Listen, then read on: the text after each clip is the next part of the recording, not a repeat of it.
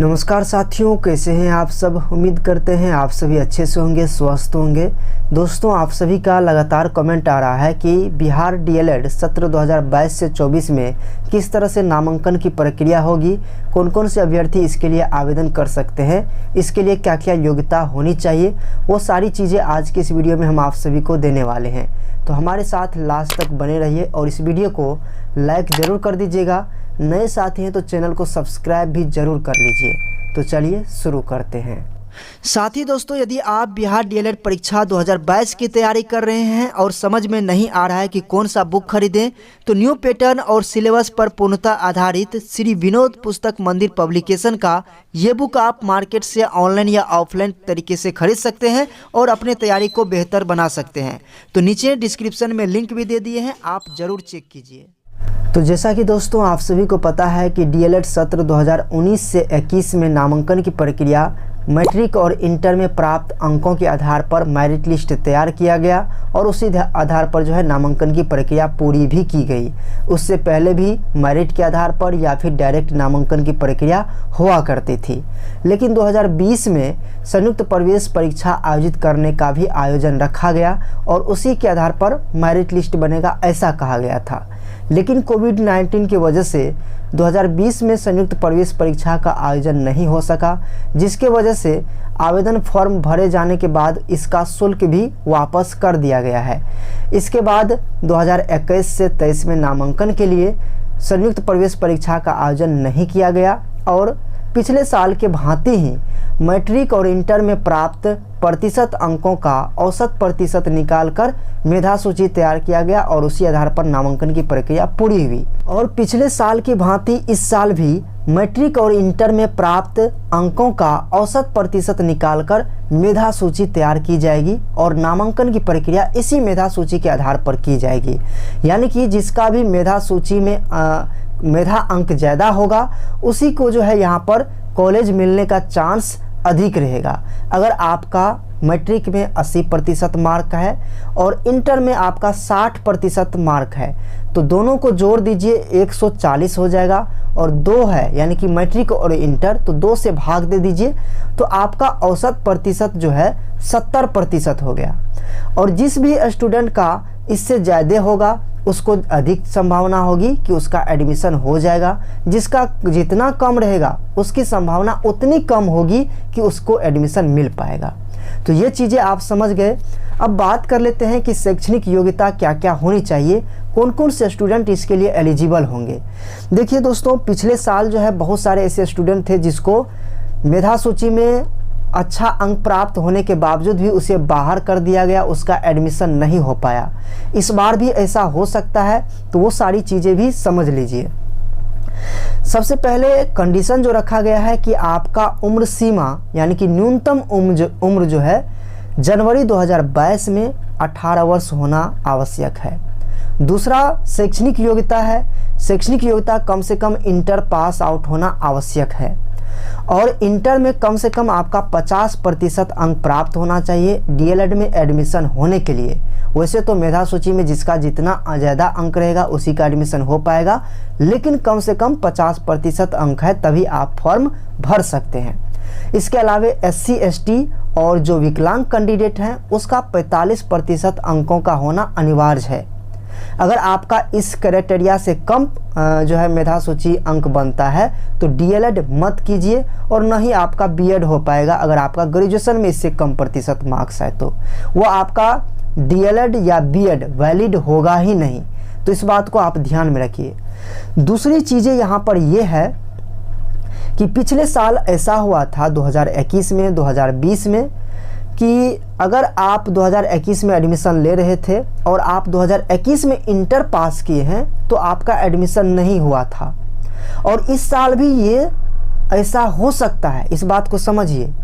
अगर हम इस बार 2022 में इंटर पास आउट हुए हैं और तब तक में फॉर्म भरने का तिथि आ चुका है और हम भर सकते हैं, तो यहाँ पर क्राइटेरिया में क्या रखी जाती है कि जनवरी 2022 में 22 जनवरी या 20 जनवरी या 21 जनवरी 2022 तक में आपका इंटर क्लियर होनी चाहिए। इंटर पास आउट होना चाहिए, इंटर का रिजल्ट आ जाना चाहिए, तभी आप डीएलएड में फॉर्म भर सकते हैं। हम आपसे एक सवाल पूछते हैं, क्या अगर आप जो है मतलब कि इंटर जो है 2022 में पास आउट होते हैं तो 2023 में जाकर के ग्रेजुएशन में नामांकन लेते हैं?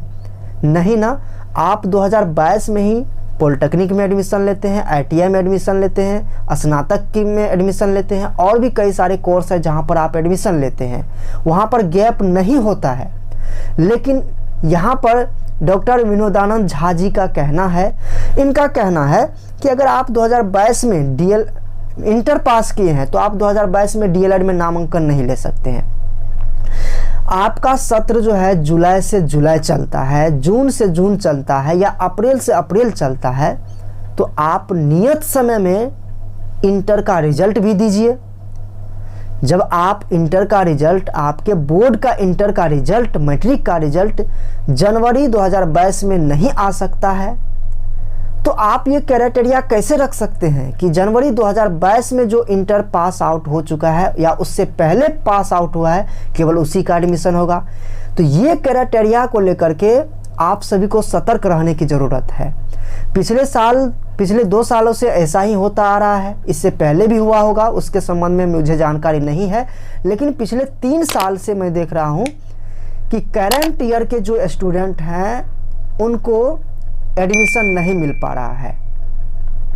तो इसकी लड़ाई आप सभी को लड़नी होगी, इसके लिए सतर्क रहना होगा। जैसे ही अपडेट आती है, अगर इस तरह का बात इस बार होती है तो महा आंदोलन आप सभी को करना ही होगा, और इसके लिए जहां तक संभव हो सके हम आप सभी का सहयोग जरूर करेंगे। तो ये क्राइटेरिया अगर रहता है तो 2022 में जो इंटर पास आउट हो रहे हैं उसको मौका नहीं मिल पाएगा। तो इस बात को आप ध्यान में रखिएगा, और इसके लिए आप सभी हमारे साथ जुड़े रहिए। वीडियो को लाइक कीजिए, शेयर कीजिए, नए साथी हैं तो चैनल को सब्सक्राइब करना मत भूलिए। और हाँ, हमारे टेलीग्राम ग्रुप को जरूर ज्वाइन कर लीजिए, वहाँ पर 24,000 मेंबर जुड़े हुए हैं। अगर आप वहाँ पर जुड़े रहते हैं तो आप सभी को एक साथ जानकारी मिल पाएगी। तो इस बात को आप सभी ध्यान में रखिए। इसके अलावा और भी कोई डाउट है तो कमेंट बॉक्स में ज़रूर पूछिएगा। फिलहाल हम आप सभी को बता दें कि डीएलएड सत्र में नामांकन के लिए जो है प्रक्रिया अभी तक शुरू नहीं हुई है। उम्मीद है कि इस बार भी यह प्रक्रिया शुरू होने में बहुत ज़्यादा देरी हो सकती है, जिससे शैक्षणिक सत्र शुरुआत होने में भी देरी होगी। पिछले साल भी जो है दिसंबर जनवरी तक जो है ये प्रक्रिया चली थी, जिसके कारण 1 साल जो है ऐसे बर्बाद हो गया। उससे पहले कोविड-19 की वजह से बर्बाद हो गया।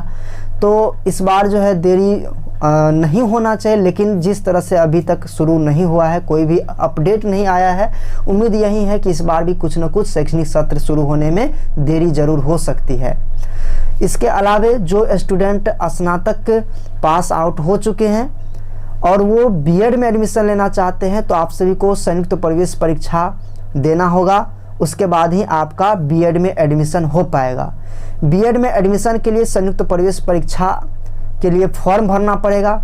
इसमें कम से कम आप सभी को 80% अंक आना जरूरी है, या फिर कहे तो 90+ अंक आना जरूरी है, तभी आपको मनपसंद कॉलेज मिल पाएगा।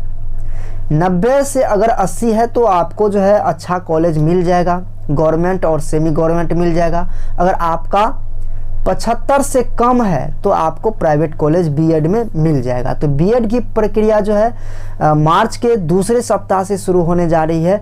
इसके लिए ऑनलाइन आवेदन लिया जाएगा। हम आप सभी को इसके संबंध में भी अपडेट करते रहेंगे।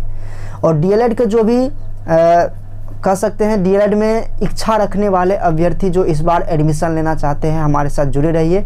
और जो पिछले साल इंटर पास आउट हुए थे वो भी इस बार आवेदन कर सकते हैं, लेकिन नए स्टूडेंट के लिए हम आप सभी को बता ही दिए, आपको संघर्ष करना पड़ सकता है।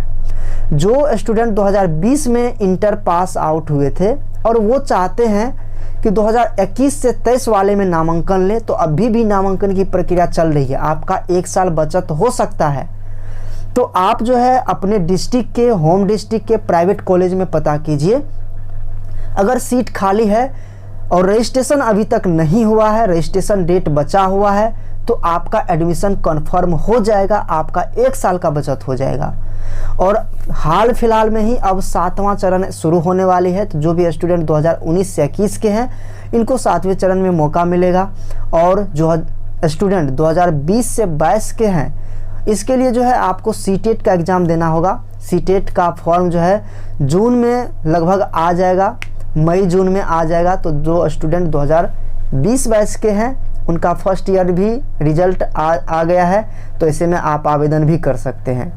तो सभी मुद्दों को लेकर हम आप सभी के साथ हमेशा चलते रहेंगे, जैसे कि डीएलएड, बीएड, 7वें चरण की शिक्षक बहाली, मेरिट लिस्ट कैसे बनती है, इस पर बहुत सारा कमेंट आ चुका है कि शिक्षक नियोजन को लेकर जो मेरिट लिस्ट बनती है, जो नियमावली लेटेस्ट वाला जारी हुआ है 2020 वाला, ये क्या कहती है, इस पर जो है हम वीडियो जल्द ही ला रहे हैं। आप सभी बहुत ही बेसब्री से इसके संबंध में इंतजार भी कर रहे हैं और कमेंट भी बहुत सारा आ चुका है। तो हमारे साथ जुड़े रहिए, वीडियो को लाइक कर दीजिए, नए साथी हैं तो चैनल को सब्सक्राइब कर लीजिए। धन्यवाद। और भी कोई कमेंट है तो क्वेश्चन है तो कमेंट बॉक्स में ज़रूर डाल दीजिएगा। धन्यवाद।